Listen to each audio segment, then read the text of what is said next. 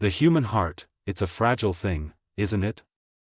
Capable of such immense joy, such boundless love, yet equally vulnerable to the sharpest of wounds. Imagine holding something precious in your hands, something you've nurtured and cherished, only to watch it shatter into 1,000 pieces before your very eyes. That's the closest I can come to describing the feeling of betrayal. It's not just a break, it's a complete and utter demolition of trust, a tearing apart of the very fabric of your being. It leaves you exposed, raw, questioning everything you thought you knew. For me, that shattering came in the form of two people, Margaret and Ben. Margaret, my fiancée. The woman I had envisioned building a life with, sharing quiet mornings and laughter-filled evenings, growing old together, our hands intertwined. We were planning our wedding, a celebration of our love, a promise of forever. I can still recall the scent of the lilies we chose for the centerpieces, their delicate fragrance filling the air as we discussed the seating arrangements. The taste of the champagne we sampled, its bubbles tickling my tongue as we toasted to our future. The way her hand felt in mine, warm and comforting, a perfect fit. Every detail was a testament to our bond, a symbol of the future we were so eager to embrace. And then there was Ben, my brother. Not just a sibling by blood, but my closest friend, my confidant. We shared everything, childhood secrets whispered under the covers, dreams of conquering the world, the triumphs and heartbreaks of growing up. He was the one I turned to in times of trouble, the one who always had my back. He was the best man at my wedding, or at least he was supposed to be. He was the one who stood beside me, not against me. They were inseparable parts of my life, two halves of a whole, the very foundation upon which I had built my world. I trusted them implicitly, without question. Margaret, with her radiant smile and gentle spirit, had captured my heart completely. And Ben, with his unwavering loyalty and infectious laughter, was the brother I never doubted. They were the embodiment of my hopes, my dreams, my future. They were the two people I thought I knew best in the entire world. But trust, like glass, is easily broken. And when it shatters, the fragments are sharp, capable of inflicting deep and lasting wounds. One night, one ordinary night that would become the dividing line between my past and my present, I discovered a truth that would forever alter the course of my life. It wasn't a dramatic confrontation, no shouting or tears, just a quiet, devastating realization. A puzzle piece clicking into place, revealing a picture I never could have imagined. A picture of betrayal. A picture of Margaret and Ben. Together. The air grew heavy, the room seemed to shrink around me, the silence was deafening. It was as if the world had stopped spinning, leaving me stranded in a moment of agonizing clarity. The scent of Margaret's perfume, which I had always found so comforting, suddenly became cloying, suffocating. The memory of Ben's laughter, which had always brought me joy, now echoed in my ears like a cruel mockery. In that single, devastating moment, the world I knew ceased to exist. The future I had envisioned, the love I had cherished, the trust one had placed, all of it crumbled into dust. What I did next, it was a reaction, a desperate attempt to make sense of the chaos, a turning point that would forever define the rest of my life. It was a decision that would lead me down a path I never could have foreseen, a path filled with pain, regret, and ultimately, a glimmer of hope. Before we dive deeper into this story today, I'd like to invite you to subscribe to the channel if you're enjoying this journey, and give this video thumbs up. Your support energized us for sharing these intimate stories, and remember to turn on notifications so you won't miss any future episodes. Let me rewind a bit, paint a clearer picture of what I lost. Remember, I told you about Margaret, my fiancée, the woman I was about to marry. And Ben, my brother, closer than any friend I'd ever had. They were the two people I trusted most in the world. Now, picture this, a summer evening, warm and balmy. The air is thick with the sweet scent of blooming jasmine, a fragrance that always reminds me of that time. Margaret's laughter rings out across the garden, light and carefree. We're sitting at a wrought iron table, scattered with wedding brochures and fabric swatches. We're deep in the throes of wedding planning, every detail meticulously considered, each choice a testament to our love. The crisp white of the invitations, embossed with elegant script, the soft blush of the roses we chose for the bouquets, their velvety petals promising a future filled with romance, the way Margaret's eyes sparkled as we talked about our life together, these are the memories that now haunt me. The promise of forever, so vividly etched in our hearts, now feels like a cruel joke. Then, Ben arrived. My brother, my closest confidant. His presence was always a welcome addition to our little world, or so I believed. He was charming, witty, always ready with a joke to lighten the mood. He fit seamlessly into our lives, or so it seemed. Looking back, though, with the benefit of hindsight, I can see the subtle shifts, the almost imperceptible cracks beginning to form in the foundation of our relationships. A lingering glance between Margaret and Ben, a shared inside joke that I didn't quite understand, a feeling of being slightly out of sync, as if I were watching a play from the wrong angle. At the time, I brushed these moments aside, attributing them to nothing more than coincidence or my own overactive imagination. I was so blinded by trust, so convinced of their loyalty, that I failed to see the warning signs. Then came the night. The night that exposed the fault lines beneath the surface of our seemingly perfect world. It's a night I'll never forget. Imagine the oppressive silence of 3 a.m., a silence so profound it amplifies every other sound, the ticking of the clock, the rustling of the leaves outside the window, the frantic beating of your own heart. It's a silence that screams with unspoken truths. The discovery. I won't paint you a graphic picture. There's no need for explicit details. But imagine the air thick with unspoken words, the weight of disbelief crushing your chest, the blood draining from your face. Imagine the world tilting on its axis, the solid ground beneath your feet suddenly giving way, the foundations of your life crumbling before your eyes. That was the reality I faced. The reality of Margaret and Ben's betrayal. After the earth-shattering revelation of Margaret and Ben's betrayal, remember, the woman I was going to marry and my own brother, I felt adrift, lost in a sea of confusion and pain. Every familiar place, every memory, was now tainted, poisoned by their deception. I couldn't bear to be at home, surrounded by the ghosts of what was.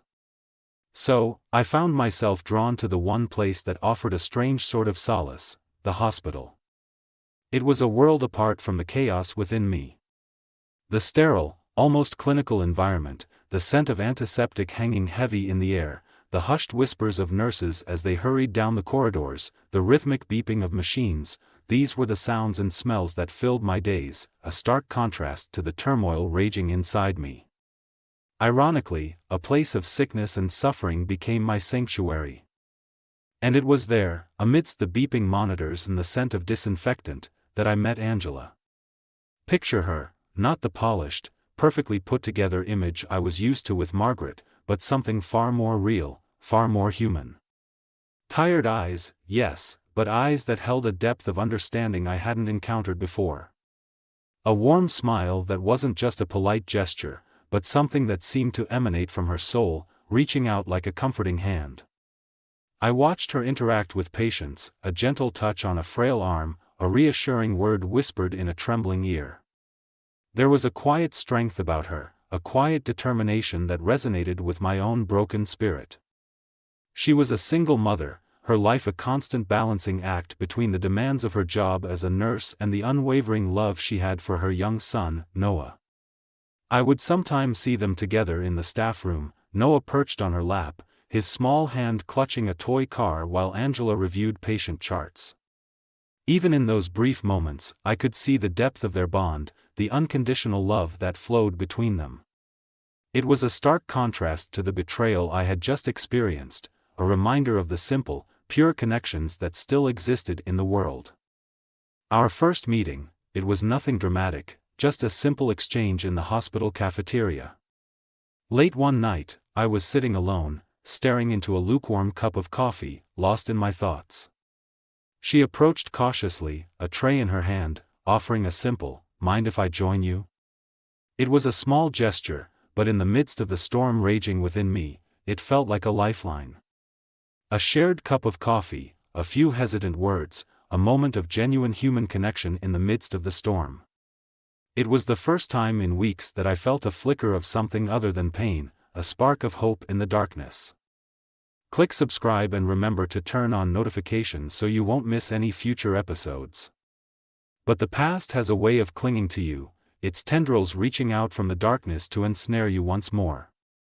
It wasn't just the betrayal itself that haunted me, it was the insidious aftermath, the constant reminders of what I had lost. David, Angela's ex-husband, became a constant presence in her life, a shadow that loomed over our budding connection.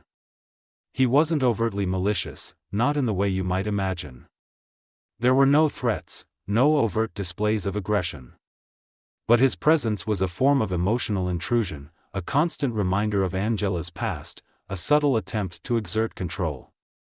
He would appear at the hospital unexpectedly, his eyes lingering on me with a disconcerting intensity. He would make casual remarks, laced with thinly veiled disapproval, comments about my emotional baggage or my unpredictability. He'd inquire about my job, his tone laced with a subtle disdain for my profession, as if a gynecologist was somehow beneath him. These were subtle jabs, almost imperceptible to a casual observer, but they chipped away at my resolve, chipping away at the fragile sense of peace I was beginning to find with Angela. It was as if he was constantly reminding me of my own fragility, of the cracks in my armor. And then there was Margaret. The relentless pursuit continued. Phone calls, late at night, her voice trembling with a mixture of regret and desperation. Texts, flooding my inbox, each one a desperate plea for forgiveness, a desperate attempt to rekindle the embers of a love that had long since been extinguished. Each message was a fresh wound, a reminder of the betrayal that had shattered my world, a constant assault on my senses. The sound of her voice, once music to my ears, now grated on my nerves, a jarring discordance in the symphony of my life. The scent of her perfume, once a source of comfort, now triggered a wave of nausea, a visceral reminder of the pain she had inflicted upon me. And then there were the unexpected encounters. Running into her in the hospital corridors, the air thick with unspoken words, the raw emotions simmering beneath the surface. The way she would look at me, a mixture of guilt and longing, a desperate attempt to rekindle the embers of our past. It was as if she was determined to keep the wound open, to prevent it from healing, to ensure that I would forever be trapped in the aftermath of her betrayal. Each encounter was a painful reminder of what I had lost, of the trust that had been irrevocably broken. It was in one of those moments, after a particularly painful confrontation with Margaret in the deserted waiting area of the hospital, that I turned to Angela. She had witnessed the exchange, her eyes filled with concern. Margaret, her voice rising in a desperate plea, her words a litany of excuses and justifications, a desperate attempt to shift the blame, to paint herself as the victim. And then, the silence. The heavy, suffocating silence that followed. I could feel the weight of her betrayal pressing down on me, the betrayal of my brother, the shattered remnants of my trust. I was reeling, adrift in a sea of conflicting emotions, anger, sadness, confusion, and a deep, gnawing loneliness. I was lost, adrift in a sea of my own making. In that moment of vulnerability, I turned to Angela. I wasn't looking for love, not then. I wasn't even looking for comfort, not in the traditional sense. I was grasping for something, anything, to anchor me in the storm, a lifeline in the turbulent waters of my grief. Angela, with her quiet strength and unwavering kindness, became that anchor, that lifeline. I sought her out, drawn to her warmth like a moth to a flame, desperate for a moment of respite from the pain, a desperate need for human connection, for a sense of normalcy in the face of the chaos that had consumed my life. What happened next? It's still a blur, a haze of emotions I struggle to fully comprehend even now. It was a moment of profound weakness, a desperate act driven by the overwhelming confluence of pain and vulnerability. Remember, I was still reeling from the devastating betrayal by Margaret, the woman I was about to marry, and Ben, my own brother. The two people I had trusted implicitly had shattered my world, leaving me adrift in a sea of confusion and hurt. I was grasping for anything, any semblance of comfort, any escape from the constant ache in my chest. And in that moment, I turned to Angela. We had found a connection, a shared understanding forged in the crucible of our individual pain. Angela, a single mother, a dedicated nurse, carried her own burdens, her own scars. We found solace in each other's company, a temporary refuge from the storms raging within us. It wasn't love, not in the true sense of the word. It was more like two wounded souls finding temporary comfort in each other's presence, a desperate attempt to stave off the crushing weight of loneliness and despair. It was a fragile connection, built on the shifting sands of shared hurt, not on the solid foundation of genuine love and trust. Imagine the morning after. The first rays of dawn creeping through the blinds, casting long, distorted shadows across the room. The air thick with unspoken words, the silence broken only by the frantic beating of my own heart.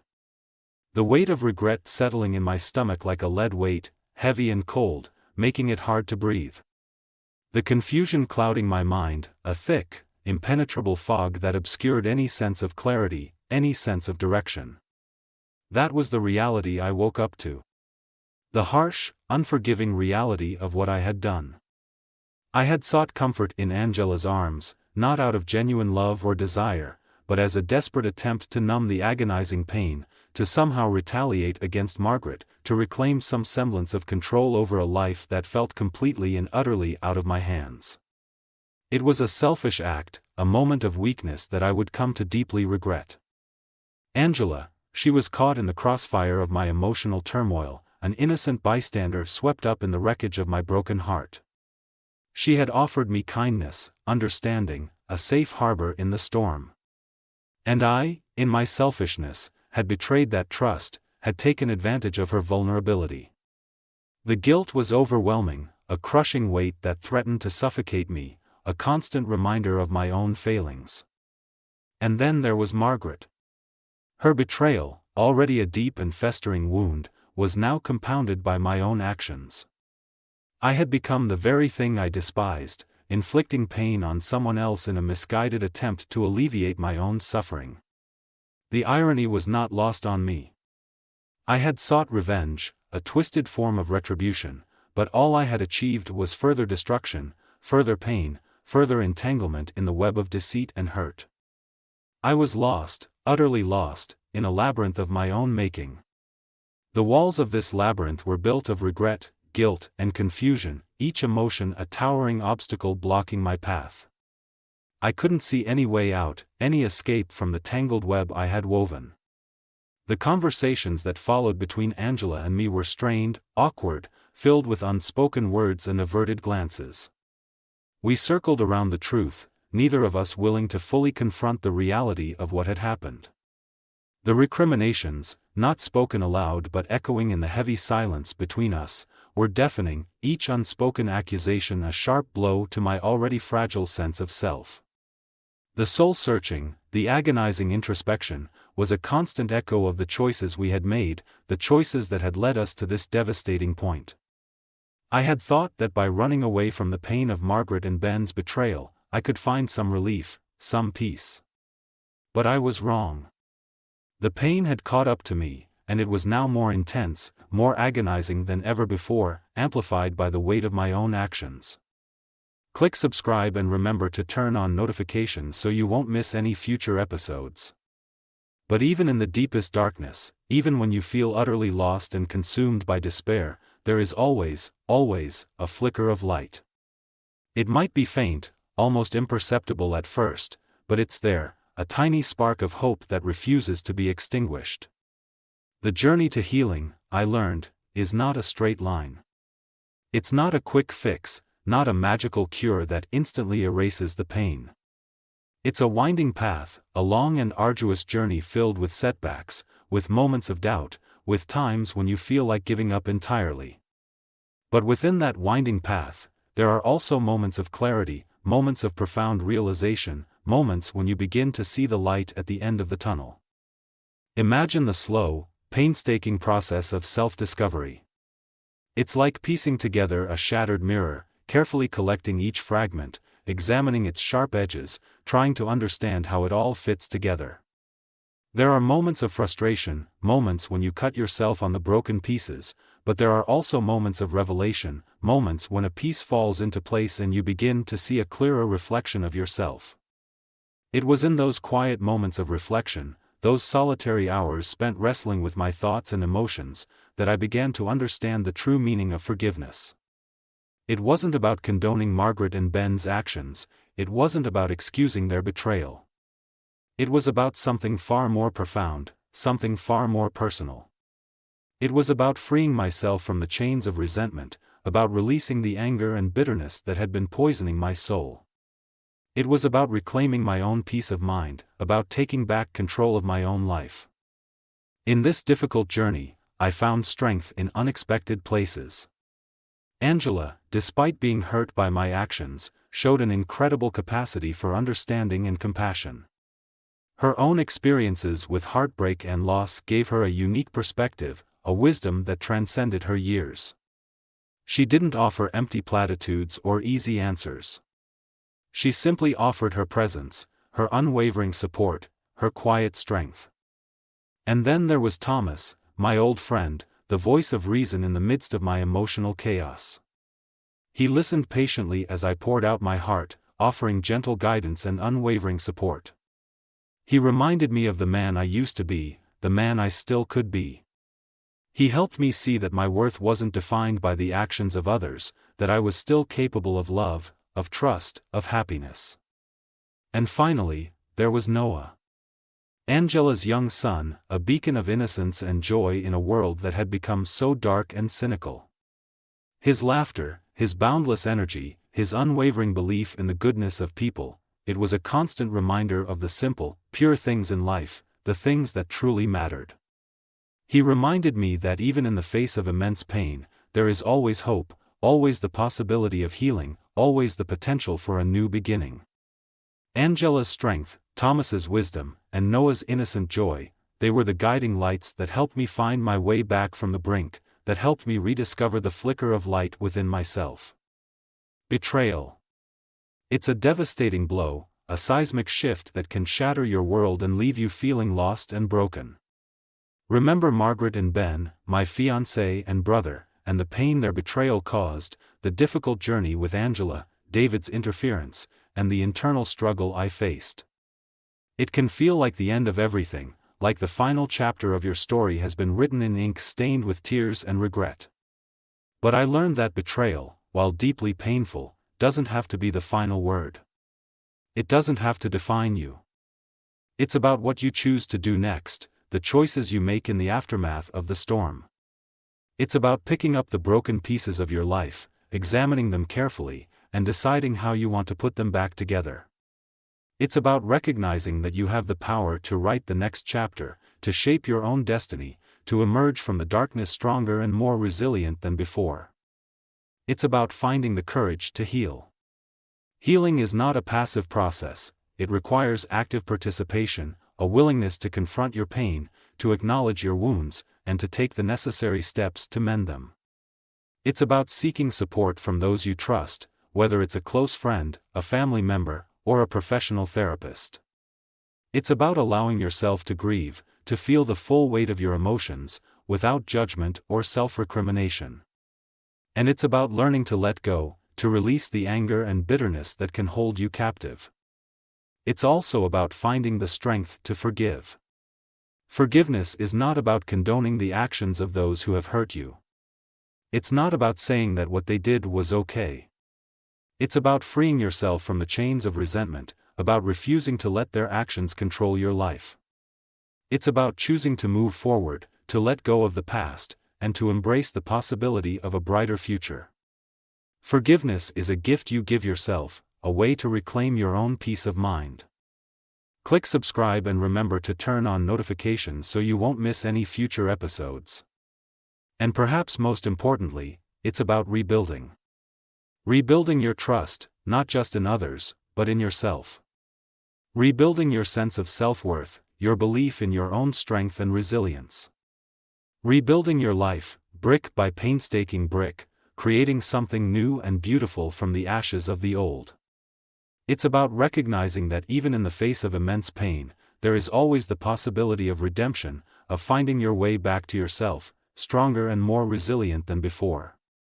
It's about discovering a deeper understanding of yourself, a newfound appreciation for the strength you possess within.